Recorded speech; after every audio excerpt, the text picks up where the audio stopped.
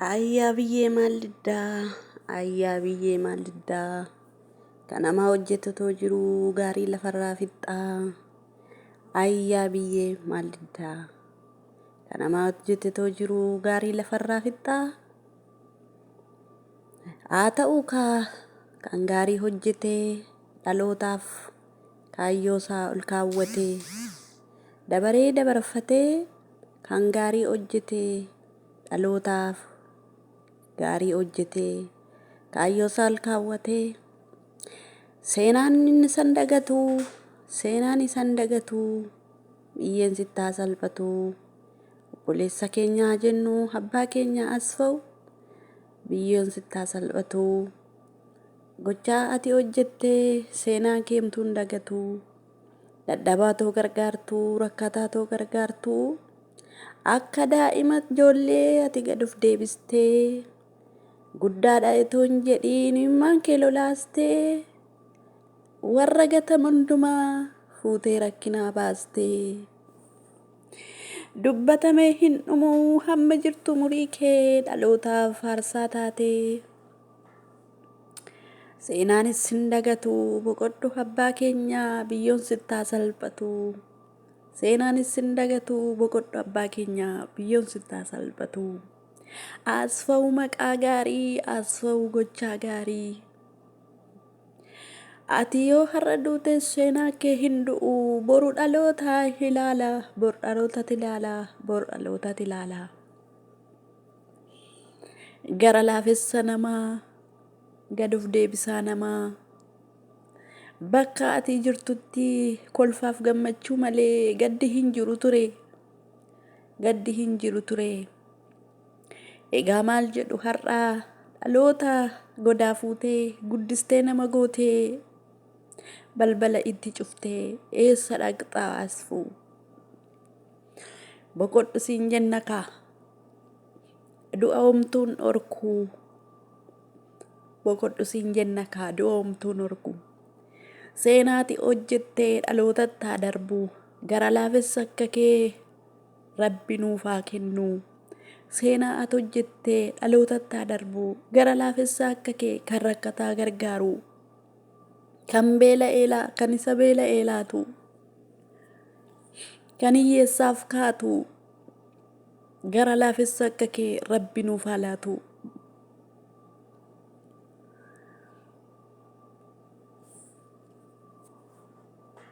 Egaa maal jedhu biyyee maal jettaree biyyee gaarii lafarraa fixxee hamaa lafatti hambistee kan gaarii hojjetes waaqayyoorraan argataa deebii sanyii facaasee homaa miti du'uun sanyii gaarii facaasee yoo deemes homaa miti sanyii gaarii facaasee otoo gaariin hojjennee umuriin namaa dhumaa kottaa irraa barannaa adaraa mee namaa as fa'u fakkeenya nuuf ta'ee jaalalaan amantiin gosaan otoo gargariin qoodiin hiyyeessaa faarsaa ta'ee nagaan siniif haa baay'atu kabajamoo obboloota koo akka mul'atan nagaa keessanii irra deebi'e egaa imimmaan qabachuu hin dandeenye baay'ee tokko natti dhaga'ame jechuudha. Kabajamoo obboloota koo hordoftoonnii fi kabajamtoonni YouTube chaanalii Asteertuu MN baga nagaan gara YouTube chaanalii kiyyaa dhuftanii as fa'u rakkataa gargaaruudhaan bakka jirutti iddoo inni jirutti kolfa taphachuu gammachuu isa boo'ee wajjin boo'uu isa gaddee wajjin gadduu isa gammadee wajjin gammaduu gadi of deebisee akka ijoolleetti nama guddaa abbaa nama guddaa ta'eetoo jiru garuu akka ijoolleetti gad of deebisee guyyaa tokko otoo of hin bokoksin guyyaa tokko otoo of hin tuulin hojii gaarii hojjechuudhaan otoo hawwamuu lafa kanarraa boqoteera.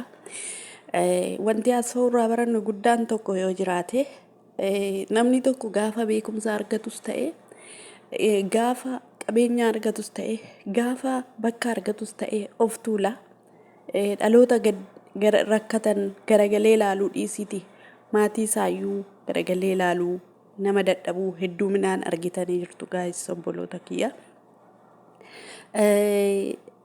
Abbaa kanarraa yookiin obboleessa keenya haasfa'urraa wanti barannu tokko guddaan yoo jiraate gaduuf deebisee dhaloota rakkatan, dhaloota beela'an, dhaloota kufan, dhaloota rakkatan gargaaruudhaan gosaan amantiin osoo waliin qoodiin jaalalaan hojjechaa gargaaraa dhalootaaf fakkeenya guddaa ta'a akka ture. Ana yoo ta'uu baatee ana miidiyaatti ishii kaleessa dhufte yoo ta'uu baate seenaan isan dagatu waan ta'eefi dhaloonni isan dagatan waan ta'eefi egaa amma jirrutti yaa obboleeta kiyyaa waan gaarii waliif hojjennee waan gaarii waliif yaannee waan gaariidhaan bakka walii laannee yoo darbine seenaan nun dagatu jechuudha. Dhaloonni illee nurraa baratu sanyiin nuti isaan facaasanii deemanii abbootiin keenya gaggaariin abbootiin keenya laphee gaarii qaban sanyiidhaan amantiidhaan gosaan otoo galiin qoodini abbootiin keenya yaada gaarii namaaf qaban waaqayyo ganama laphee isaanii banee sammuu isaanii banee kenneefi haala akkasiitiin otoo dhaloonni isaaniif boo'u otoo dhaloonni gochaa isaanii faarsuu lafa kanarraa boqotuu jechuudha. Kaan immoo lafuma kanarra jiraatanii jiraachuu isaaniiyyuu kan hin beekamne hedduminatu jira jechuudha. Garuu maal qabu qabeenya qabu beekumsa qabu garuu dhaloota badan dhaloota beela'an dhaloota qullaa ta'an dhaloota rakkatan meeqan isaaniitoo jiranii makiinaa irratti fooqii irratti ijaaranii beekamuudhaaf dhama'u malee baay'een dhaloonni qabeenyaa qabanii dhaloota rakkatan dhaloota badan kan gargaaran heddumina isaanii miti jechuudha. Kanaaf jennaan obboleessa keenya kanarraa waan gaarii facaase sanyii gaarii facaase boru dhaloonni kan isarraa baratu facaase. Kanaaf jennaan nutis immoo isarraa akkuma inni waan gaarii otoo hojjetu otoo dhalootatti mi'aawu gochaan inni hojjete haa ta'u wanti inni godhe haa ta'u wanni hundumtuu otoo dhalootatti mi'aawu otoo dhaloonni isaa gwagga'u lafa kanarraa boqote jechuudha. Kanaaf jennaan yaa obboloota kiyya koottaa wal jaalannaa koottaa tokkummaa qabaannee koottaa isa rakkate biraa akkuma haasfa'u kana otoo gargaarru gaarii too walii yaannu hammina of keessaa baafnee bakka gosaan sanyiidha amantiin otoo waliin qoodiin tokkummaadhaan wal qabannee waan gaarii hojjennee boru dhaloonni yoo nuti lafa kanarraa boqonnee dhaloonni illee seenaa keenya hin dagatu jechuudha. Namni kamiyyuun dhalataa hin du'a garuu seenaan hin du'u. Gaarii soo hojjenne hamaa soo hojjenne seenaan lafa kanarraa waan hin duunee fi seenaan dhalootaatti darbee jiraata waan ta'eef egaa seenaan isan dagatu namni hin du'a ijoolleen waggaa 15 ijoolleen waggaa 20 dargaggeessi fiigeetoo nyaatee otoo baratee hin quufin otoo kaayyoo isaa galmaan hin gahin kan akka baala mukarraa harca'u heddumina isaaniitti argaa jirra. Garuu asfa'u maaliif akkas garaa keenya raasee sanyiidhaan gosaan eenyummaan fakkeenyaaf dhugaa dubbachuu fi asfa'u baay'ee ani miidiyaa asii jammaru miidiyaa baay'ee hin hordofu. Miidiyaa hordofu ergan jammaree reefu waggaa tokko haa ta'uyyuu malee namoota akkasii immoo yaa ani isa hordofuu kan hin jammare wantiyyaan yeroo wantiyyaan sababa wantiyyaan rakkattee yookiis immoo mucaa akkasii mucaa waggaa manaatti taate sana akkas EBC irratti dhiyaatte sanatti sababa sanattan jechuudha. Nan ilaala garuu yaada koo itti kennee baay'ee dhumsaa yaada itti kennee ni ilaalu jechuudha. Wanna EBC irratti darbu yeroo baay'ee jechuudha. Maaliifis ammaraan biiziidha. Baay'ee dhuma gara kanattis yaada koo kennee ni ilaalu jechuudha. Ani irra caalaa kanan fayyadamu karaa WhatsAppiiti. Egaa haa ta'uyyuu malee wantiyyaan baay'ee tokko ijoollee dhugaa dubbachuu hin maanna keessa dhaabbachuu dide sababiin isaa namni tokko jechuudha. Dubbiin gochaa si gochuun caalayyuu gochaan afaan nama sanaayyuu bara haamilee sii ta'a. Namni tokko immoo otoo dumna qabdu otoo dandeettii qabdu kan haamilee kee cabsu heddumina jira jechuudha.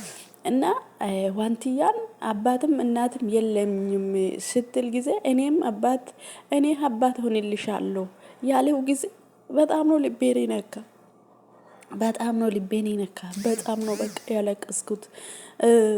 በቃ ራሱን ዝቅ አድርጎ በቃ ትልቅ ሰው ሆኖ በጣም የተከበረ ትልቅ ሰው ሆኖ እያለ ከሷ ጋራ በቃ እንድትደሰት እንድትስቅ በቃ እኔ አባት ሆንልሻለሁ ብሎ ተስፋ ሲሰጠው እና ሰው እኮ ከምንም በላይ ሞራል እኮ ነው። ሰው የሚጠነክረው የመጀመሪያ ሞራል ነው። ሰው የሚሰብረው ወይ ደግሞ በቃ ወደ ታች ራሱን ዝቅ ማድረግ ሲጀመር መቼ ነው የምትሉ እንትን ሞራሉ ሲነካ እና እቺ ልጅ ሞራል እንድታገኛት ሞራል ሆኖላት አባት ሆንልሻለሁ፣ አይዞሽ፣ በርቺ፣ ችግር የለም አለንልሽ እያሉ አበረታቱት ማለት ነው። ዋንትያ ይኸው ታውቃላችሁ። ይሄው ዋንትያ ዛሬ ቀና ብሎ መሄድ ችላ በቃ ይሄው እንዳሉ እግዚአብሔር ይመስገን ቀና ብላ መሄድ ጀምራለች። ይኸው ታሪካቸው ብዙ ነው። ከዚህ የበለጠ ታሪክ ሰርተዋል። ያኔ ነው እኔ ማዳመጥ መከታተል የጀመርኩት ማለት ነው። የዋንትያ ጊዜ ነው፣ ዋንትያ የወለደች ጊዜ ነው መከታተል የጀመርኩት። ግን በጣም የሚያውቁት ስለሱ ስራ በጣም የሚያውቁት በጣም እያለቀሱ በጣም በቃ እኔ እንጃ። ለዚህ ነው የሱ ስራ ስናስበው የሱ የሰራ ስራ ስናስበው በጣም ያስለቅሳል። እንደዚህ አይነት ሰው ማጣት በጣም ይከብዳልና እንጂ ለምን በቃ ከፈጣሪ ጋራ መከራከር አይቻልም። ፈጣሪ ያመጣውን መውሰድ ነውና ምንም ማድረግ አይቻልም። ግን ውድ ወገኖቼ እስካለን መልካም ነገር ብንሰራ በመልካም ነገር ብንታወቅ እቺ ለምታልፈው ህይወታችንን መቼ እንደምናልፍ ከዚህ ምድር ላይ ስለማይታወቅ እስካለን መልካም ነገር እንስራ። የወደቀን እናንሳ፣ የጠፋውን እንፈልግ፣ የተራበውን እናብላ፣ የራቆተውን እናለብስ፣ እርስ በራሳችን እንዋደድ፣ መልካም ነገር እንስራ። አንድነት በዘር በቋንቋ ሳንለያይ እንዋደድ። በቃ ከነዚህ እንማር እያልኩ መልእክቴንም የተሰማኝንም አስተላለፍኩት ማለት ነው። ድብልቅልቅ ብሎኛልና ድብልቅልቅ ያለብኝ እምባዬ በቃ እየተናነቅኩ ነው። በእውነት አልቅሰሽ ሰው ቤት አልቅሽስ እንኳን አይወጣልሽም። ብዙ ጊዜ ዘመዶቻችን ሲሞቱ ምን ሲሉ እኔ በቃ ብቻዬ በቃ እንትን ስል ነው የሚያለቅሱ። ቀን ስራ ጋራ እንትን ስትይ እምባሽ እየተናነቀ ነው እንትን ማለት ነው። እና እምባዬም ስለምተናነቀኝ ማውራቱን ላይ እየተደባላለቀልኝ ነው። በጣም ቅርታ አድርጉልኝ እና እግዚአብሔር ለቤተሰቦቹ ጽናቱን ይስጠው፣ ነፍሴውን ይማር፣ እንደሱ አይነት ያብዛልን። ቱቱ ልብ ያሉ በጣም ለትውልድ ምሳሌ ሊሆኑ የጠፉን ትውልድ የተራቡን ትውልድ የሚፈልጉ እንደሱ አይነት አባት እንደሱ አይነት ትውልድ ያብዛልን ይላሉ። egaa obboloota kiyya dhugaa dubbachuuf jechuun walla jalaa makee jechuudha. Sababiin isaa gola ormaa kana keessatti boochee illee hin baafattu akkasitti imimmaan kiyya tola danfuuti jechuudha kan hin dubbachaa jiru.